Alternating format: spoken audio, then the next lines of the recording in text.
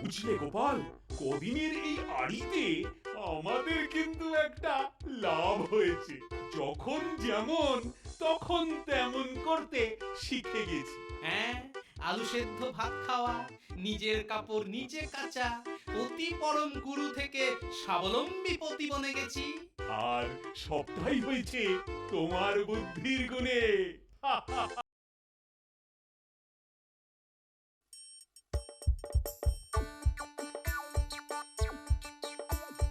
আসছে গোপাল, যাচ্ছে গোপাল, ভাবছে গোপাল, হাসছে গোপাল, আসছে গোপাল, যাচ্ছে গোপাল, ভাবছে গোপাল, হাসছে গোপাল।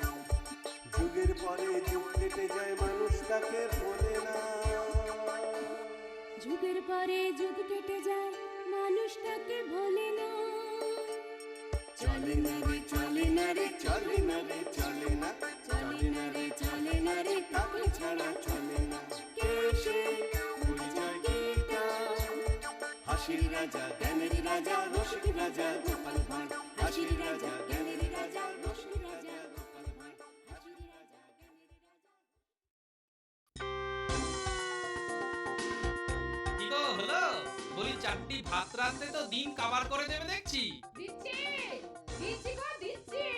আর দিচ্ছি বলি 1 ঘন্টা ধরে তো এই কথাই শুনছি। এদিকে দেবার বেলায় তো অষ্টরম্ভা, কুড়ের বেভদ্র একেবারে। তবে ইদানিং কুড়েমিটা যেন একেবারে মাত্রাতিরিক্ত বেড়ে গেছে। কি বলে? আমি কুড়ের বেহত বলি আমি আছি বলেই তো গন্ডে পিঠে গিলে রোজ মুড়ি দুলিয়ে রাজসভায় যেতে পারছো। হ্যাঁ তো না হলে শুকিয়ে মরতে হতো, বুঝেছো? হ্যাঁ হ্যাঁ, খেয়ে দে ভুঁড়ি দুলিয়ে রাজসভায় যাবার তোই নমুনা। দু মুঠো ভাতের জন্য হাপিত্তেশ করে দাঁড়িয়ে থাকা। বলি এই যে রোজ রাজসভায় যেতে আমার দেরি হয়ে যায়, এরপর পটাং করে চাকরিটা চলে গেলে বলি তোমার মুখে দুবেলা রাক্ষসের খোরাক জোগাবে কে? কি বললে? আমি রাক্ষসের মতো খাই? খাওই তো, কারি কারি চাল কিনতে আমার দম বেরিয়ে যায়। আমি শুধু একলা একলা খাই তাই না? তুমি খাও না? তুমি দুবেলা খুন্তি নাড়তে নাড়তে আমার যে হাতে নোড়া ছিঁড়ে যায়। ওই তো মুগুরের মতো গোদা গোদা হাত, তার আবার নোড়া। আসলে তুমি একটা বেতো ঘোড়া। শোনো, প্রথমে রাক্ষস বললে গায়ে মাখিনি, তা বলে এখন আমার বিয়ে তো ঘোড়া। যখন তখন আমায় এমন ধরে অপমান করলে না, কি করবে কি করবে? সোজা বাপের বাড়ি চলে যাব। আরে যাও, তুমি চলে গেলে কিচ্ছুটি আটকাবে না আমার। কথায় কথায় শুধু বাপের বাড়ি দেখানো, তাও যদি বাপ বেঁচে থাকতো। এই কোথায় যাচ্ছ?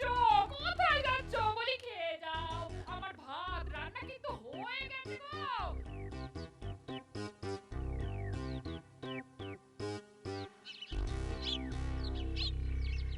বলি শুনছো? বলে ফেলো। বলছিলাম এ মাসে আমাকে একটা হিরে বসানো সাতনলি হার গড়িয়ে দিতে হবে। কি বললে? কি হার? হিরে বসানো সাতনলি হার। না, ওসব হারটার এখন পারবো না রানী। বড্ড ওই টানাটানি যাচ্ছে তো। ও, আমি কিছু চাইলেই তোমার টানাটানি পড়ে যায় তাই না? দেখো রানী, সব সময় অবোঝের মতো কথা বলো না তো। এত বড় একটা রাজ্য চালাতে কত খরচা হয় জানো? যখন হাতে টাকা আসবে তখন না হয় করিয়ে দেব। মন্ত্রী তার বউয়ের জন্য এমন ধারা একটা হার গড়িয়ে দিতে পারে, আর তুমি পারো না? না, পারি না। মন্ত্রীটা একটা চোর, যখন তখন ছুতোয় না তাই ওই রাজকোষ থেকে টাকা হাতিয়ে এসব করতে পারে, কিন্তু আমি কখনোই তা করতে পারি না। কেন পারো না? কেন? তুমি তো রাজা, চাইলেই টাকা পেতে পারো। রাজা বলেই ওই যখন তখন রাজকোষ থেকে টাকা হাতাতে পারি না। তাহলে আমার আর মন্ত্রীর মধ্যে তফাৎটা রইল কোথায়? থামো আর মুখ নেড়ো না। তুমি কেমন রাজা সেটা আমার বোঝা হয়ে গেছে। আমারই ভুল হয়েছে। বাবা মার কথায় নেচে তোমার মতো একটা ভিখিরি রাজার গলায় মালা দিয়েও। আমি ভিখিরি? একটা গোটা রাজ্যের নাম যার নামে, সেই মহারাজ কৃষ্ণচন্দ্রকে তুমি ভিখিরি বললে? যাও, দূর হয়ে যাও আমার সামনে থেকে। তোমার মুখ দর্শন করতে চাই না আমি। কি? সামান্য একটা হার চেয়েছি বলে এত বড় কথাটা তুমি আমায় বলতে পারলে? ঠিক আছে চলে যাচ্ছি। তুমি নিজে না ডাকলে তোমার সামনে আসবো না আমি। আসবো না। দিনে দিনে অবুঝের হত্যা হয়ে যাচ্ছে। হার হার এই ঘ্যান ঘ্যান করে এই সকালবেলাতেই দিলে তো আমার মেজাজটা একেবারে খারাপ করে। উফ, মহারাজ, কি কি হলো আবার? আগে ওই গোপাল ভাঁড়ের বউ আপনার সঙ্গে দেখা করতে এসেছে। হ্যাঁ, গোপালের বউ? কি কি ব্যাপার? হঠাৎ গোপালের বউ কেন? ঠিক আছে ঠিক আছে, আসতে বলো আসতে বলো।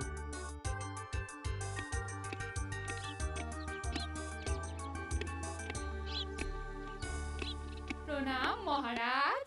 ঠিক আছে হয়েছে হয়েছে, বলো বলো কি ব্যাপার?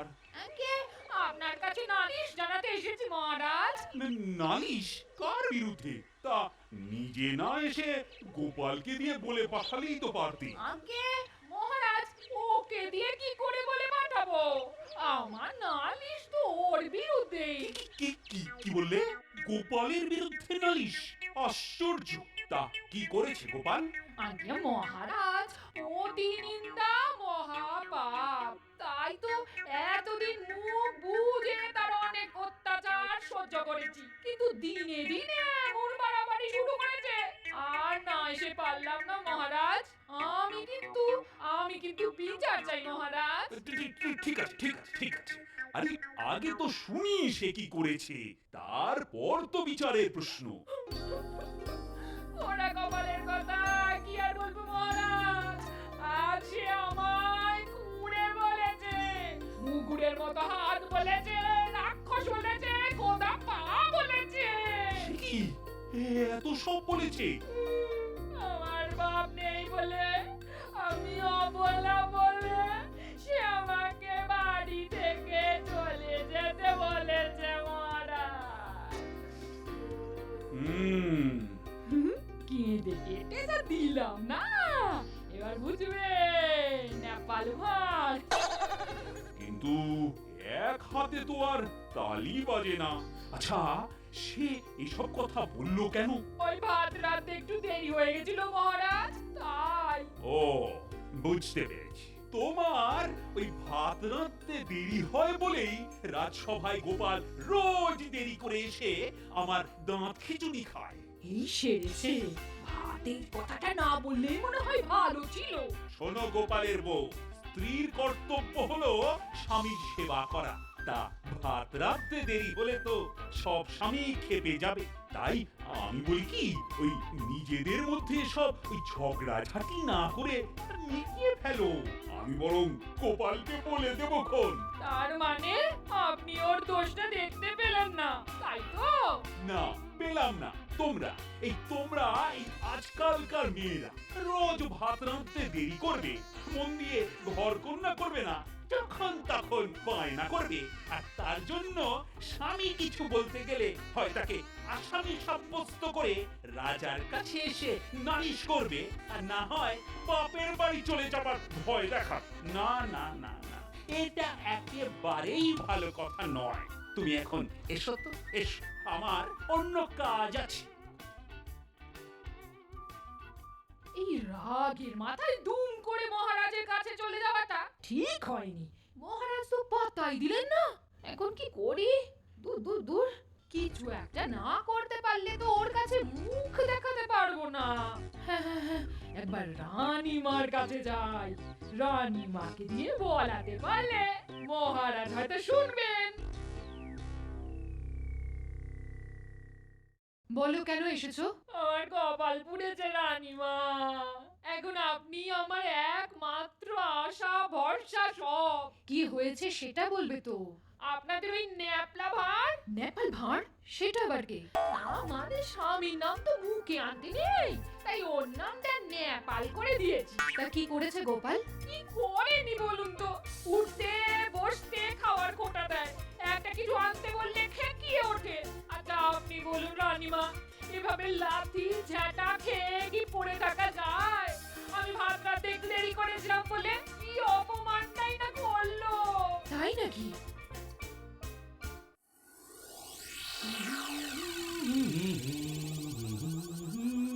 না, আজ আর যেচে ভাত চাইব না। কাল মহারাজের কাছে গিয়ে গিন্নি তেমন কোনো সুবিধে যখন হয়নি, আজ ঠিক সময় মতো ভাত নিয়ে আসবে। কি শুধু আলু সেদ্ধ আর ভাত? মাছ কই? মাছ নেই। কেন মাছ নেই কেন? সকালে বাজার থেকে অত বড় একটা মাছ নিয়ে এলাম যে। আনলেই যে রাঁধতে হবে তার তো কোনো মানে নেই। মানে? বিয়ের পর ভাত কাপড়ের দিন তুমি আমার হাতে ভাত কাপড় তুলে দিয়ে বলেছিলে ভাত কাপড়ের ভার নিলাম। হ্যাঁ বলেছিলাম বলেই তো সেই জোয়াল এখনো টেনে যাচ্ছি। আর আমার শাশুড়ি মা আমার হাত ধরে সেদিন দিব্যি করিয়ে নিয়েছিলেন যে আমি যেন সারাটা জীবন ধরে তার ছেলের সামনে ভাতের থালা ধরে দিতে পারি। পঞ্চব্যঞ্জন বা মাছের ঝোলের কথা তো তিনি বলে যাননি। আমি তো খুব ভালো মেয়ে বলে আলু সেদ্ধ দিয়েছি। অন্য কেউ হলে শুধু ভাত জুটতো। হ্যাঁ এই খেয়েছে রে, এ তো উল্টো চাল দিচ্ছে। কিন্তু কিন্তু এসব বুদ্ধি আসছে কোথা থেকে? ব্যাপারটা একটু দেখতে হবে। ঠিক আছে ঠিক আছে, আমি গরিবের ছেলে, মাছের ঝোল না রেঁধে আমায় কেউ ভয় দেখাতে পারবে না, আমি বলে দিচ্ছি। খাও খাও খাও, এখন তো খুব তেজ দেখিয়ে খাচ্ছ। দিনের পর দিন আলু সেদ্ধ ভাত খেতে খেতে না সব তেজ একেবারে তেজপাতা হয়ে যাবে।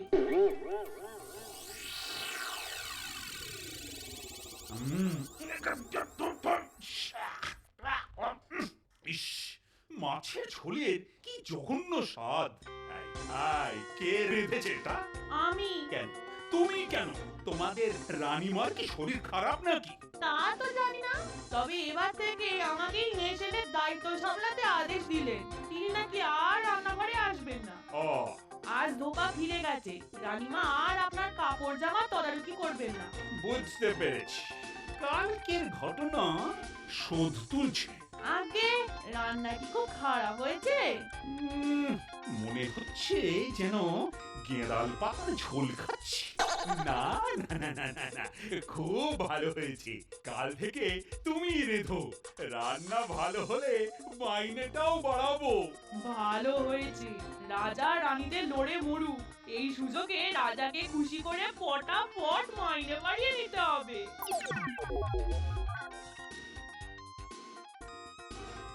প্রণাম রানীমা। এটা কি হলো যে রানীমা আমাকে দেখে সব সময় একগাল হেসে কথা বলেন, তিনি আজ এমন করে মুখ ঘুরিয়ে চলে গেলেন কেন? না, ব্যাপার গুরুচরণ মনে হচ্ছে। আমার খেপি বউ আবার ওনার কান ভারী করে দিয়ে গেল না তো? একবার মহারাজের কাছে গেলেই বিষয়টা পরিষ্কার হয়ে যাবে।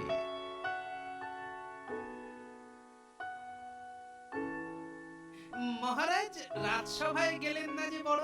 আর রাজসভা, গোপাল, আমার জীবনটা যে বড় বিস্বাদ হয়ে গেছে গোপাল। কেন, কি হলো আবার? ওই হিরে বসানো সাতনলি হার দিতে পারিনি বলে তোমার রানীমা অসহযোগ আন্দোলন শুরু করে দিয়েছে। আমার রান্না বান্না, কাপড় চোপড় কাচার তদারকি সব বন্ধ। দাসীর রান্না খেতে হয়েছে আজ। সে কি মহারাজ, আমি ভাবলাম শুধু আমার পণ্য কুটিরেই আগুন ধরেছে, কিন্তু এখন তো দেখছি দাম্পত্য কলহের আগুন রাজপ্রাসাদকেও গ্রাস করেছে। না না মহারাজ, এ তো ভালো কথা নয়। রানীমা আর আমার গিন্নির ধরন ধারণ একেবারে এক মনে হচ্ছে। ও তা ধরন ধারণ এক বলছো কেন?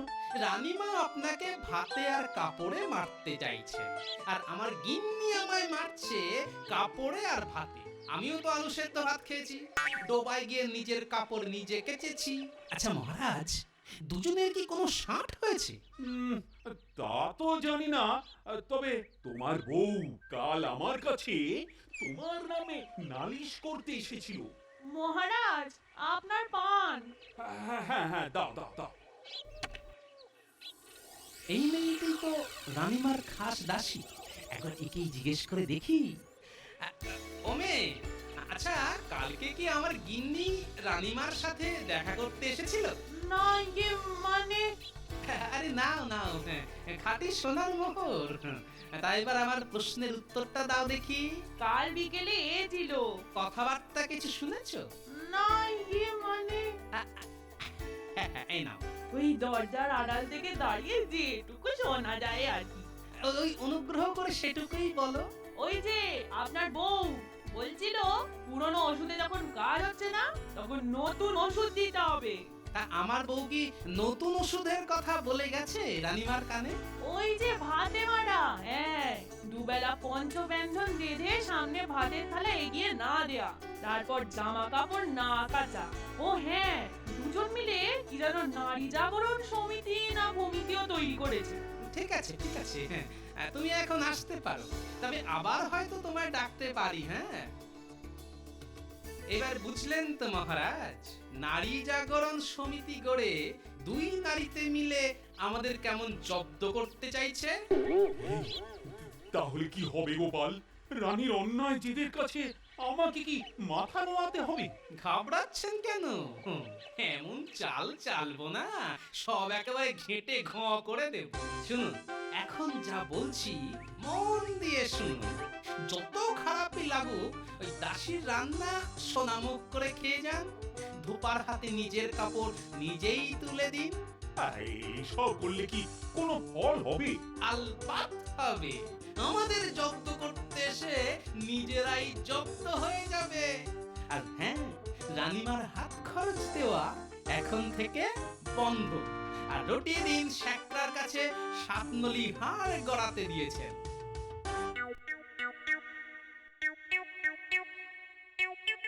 যা শিখিয়ে দিলাম রানীমার কাছে তা সব বলা চাই। তুমি কিচ্ছুটি চিন্তা করো না গো গোপাল দাদা, কিন্তু আমার পুরস্কারটা। এই নাও আরো 2টি মোহর।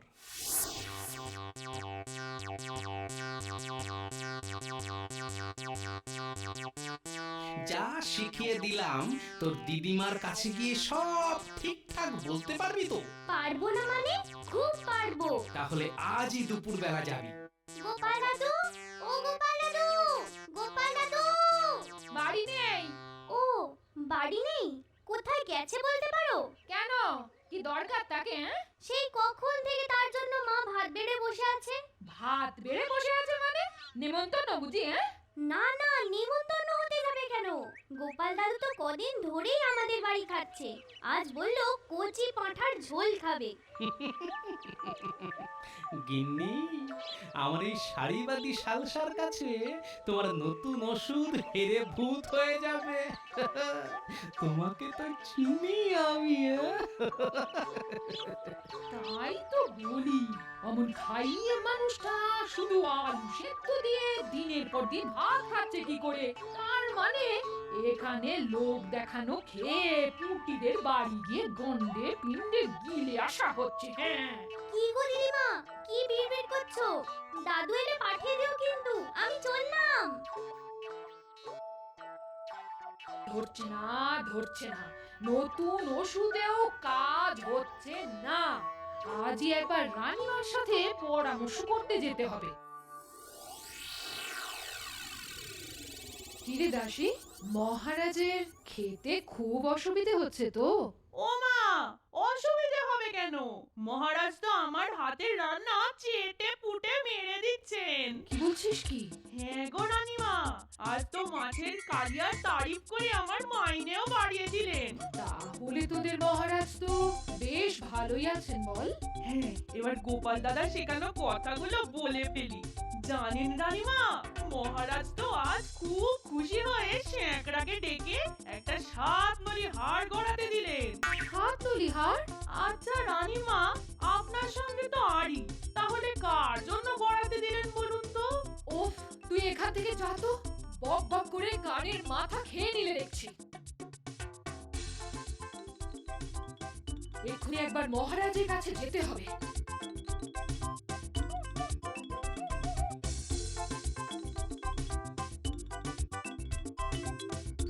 বলি এসব কি হচ্ছে? বলি আমার কথাটা কানে যাচ্ছে? আচ্ছা, কিরকম মানুষ গো তুমি? দাসীর হাতের ওই বিচ্ছিরি রান্না দিনের পর দিন সোনা মুখ করে খাচ্ছ কি করে? আর কি, যখন যেমন তখন তেমন। আচ্ছা, আমি কি মরে গেছি? বেঁচে থেকেও তো তুমি আমার জীবন থেকে হারিয়ে গেছো রানী। না হলে আমার দাসী রান্না খেতে হবে কেন? আমার জামা কাপড় বিছানা পত্র সব এলোমেলো থাকবে কেন বলো তো? ঠিক আছে, কাল থেকে আমি আগের মতো সব করে দেবো। সেটা তো তোমার ইচ্ছে। এবার বলো তো, সাতনলি হাড় গড়াতে দিয়েছো কার জন্যে? দাসীকে দিয়ে গোপাল দেখছি মোক্ষম চাল চেলেছে। এক চালেই রানী একেবারে কাত। বলো কার জন্য গড়াতে দিয়েছো? আরে দূর, গড়াতে দিয়েছি কে বললো? এই দেখে দাম জানতে চাইছিলাম আর কি। হাতে টাকা এলে গড়াতে দেবো খন। ব্যাস, হয়ে গেল তো? আশায় ছাই পড়লো তো? তাহলে আবার নিজ মূর্তি ধরে ফেলো। কি যে বলো, এতদিনে তুমি আমাকে এই চিনলে? তোমার যখন সুবিধে হবে তখনই না হয় দেবে। আসলে ওই গোপালের বউয়ের কথায় আমি তোমার সঙ্গে খারাপ ব্যবহার করে ফেলেছি গো। তাহলে এখন ভাব তো। ভাব ভাব ভাব, আগের মতো ভাব। এ কি কথা বলছেন রানীমা? তোমার নতুন ওষুধে যখন কোনোই কাজ হলো না, তখন আজ থেকে নারী জাগরণ সমিতি ভেঙে দিয়ে পতি পরম গুরু সংঘে চালু করলাম। আমার পতি মহারাজ সময় মতো আমাকে 7 নলি হাড় গড়িয়ে দেবেন বলেছেন। তাহলে তো আমার ডাহা হার। দূর দূর দূর দূর, এই জন্যই বলে মেয়েরাই মেয়েদের ডুবিয়ে ছাড়ে। হ্যাঁ, এই জন্যই তো মেয়েতে মেয়েতে সংসার হয় না গিন্নি, সংসার হয় ছেলেতে মেয়েতে। তা সাথের নারী জাগরণ সমিতি উঠে গেছে তো? উঠবে না? 7 নলি হাড়ের লোভে রানী পাল্টি খেলো, আর আমার বাড়া ভাতে ছাই ঢেলে দিতে তোমার আদরে পুটি আর পুটির মা তোমাকে ডেকে ডেকে রোজ কচি পাঁঠার ঝোল খাওয়ালো। সব শেখানো গিন্নি, হ্যাঁ আমার শেখানো। তার মানে তুমি তাহলে নাটের গুরু? হ্যাঁ, ওই যে অতি পরম গুরু।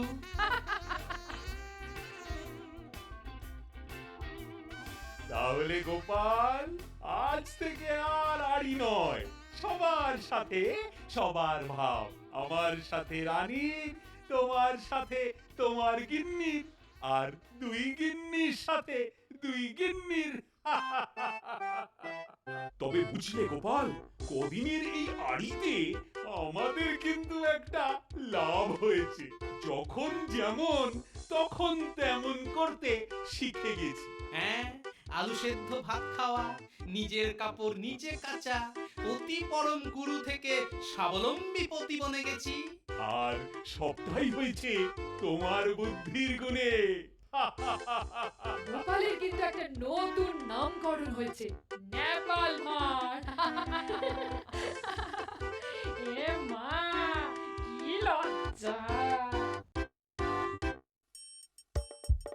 আসছে গোপাল, যাচ্ছে গোপাল, ভাবছে গোপাল, হাসছে গোপাল। যুগের পরে যুগ কেটে যায়, মানুষ তাকে ভোলে না।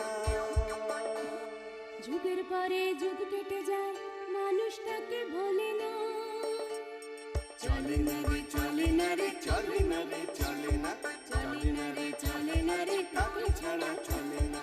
কে সে পরিচয় কি তার?